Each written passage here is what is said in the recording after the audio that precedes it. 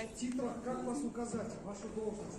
Мне нет никакой должности. Вы же объявляете, поэтому... Что-то банда просто. Официальный представитель. Я являюсь, вы же меня все знаете, я являюсь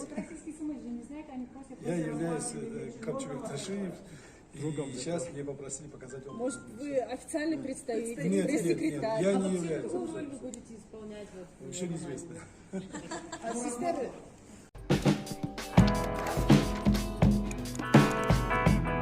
Ассаламу алейкум, урматтуу достор. Бүгүнкү күнгө чейин баягы окуялардан кийин бир дагы бийлик тараптан менин дарегиме куугунтуктар болгон жок, коркутуулар, үркүтүүлөр болгон жок. Биздин улуу агабыз Сооронбай Шарипович Жээнбеков агабызга кайрылып кетмекчимин. Ошол күндөрү эмоцияларга алдырып сүйлөгөн үчүн сиздин асыңыздан кечирим сурайбыз. Мусулман адамга эч убакта тарынбаш керек жана тарытпаш керек деген хадистер бар.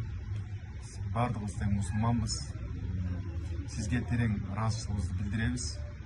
Ушундай кыйын учурда элибиздин биримдиги үчүн, тынчтыгы үчүн чоң чечкиндүү кадамдарга барганыбызга чоң рахмат сизге. Сабырдуулугуңузга чоң рахмат. Элибизде ар дайым тынччылык болсун.